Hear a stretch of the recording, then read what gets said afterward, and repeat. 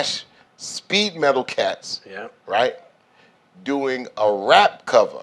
So number one, they're going to face their audiences like, that's some bullshit. But then again, I say, well, Public Enemy, I'm kind of scared of those motherfuckers. So that might work, you know?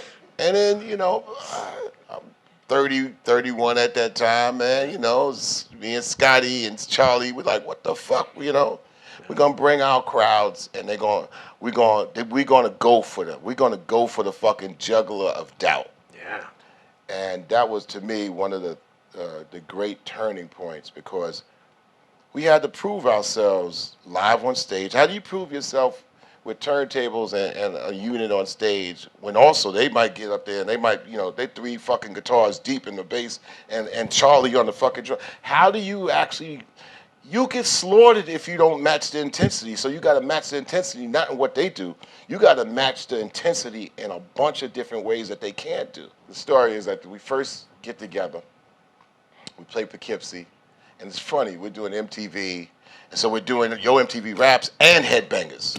Okay, So, right. You know what I'm saying? Well, then that, again, that's a... Yeah, that was unprecedented those things, first. Yeah, those worlds we're touring didn't overlap together. as much. Yeah. And we're touring together, and Promise is opening up, you know.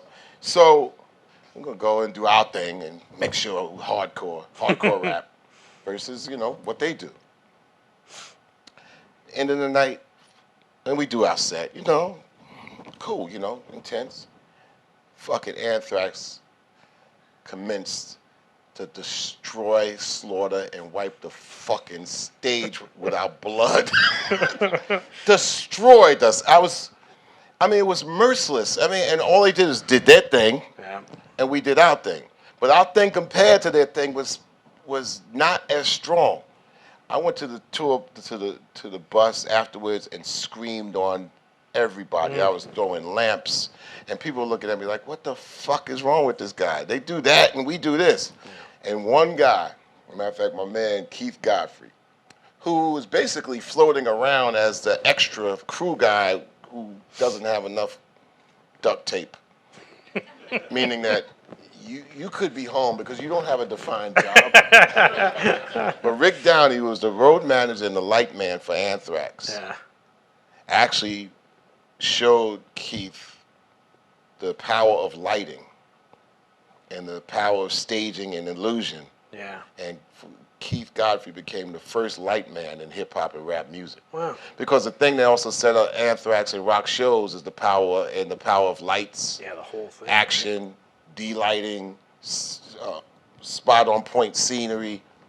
And then Rick showed Keith the ropes. Wow. And then we said, look, we got to up and double our intensity in what we do. And every night, I'm not saying that we won every night. I'm not saying Anthrax won, but this was the thing that was going on. We were like, and the intensity was so fucking quick because nobody ever seen anything like that before. Yeah. Too intense, very fucking intense. You see the hardcore rap group, they seen the hardcore thrash metal group, and at the end of the day, we're both doing Bring the Noise together. It's fucking over. There hasn't been anything like that since.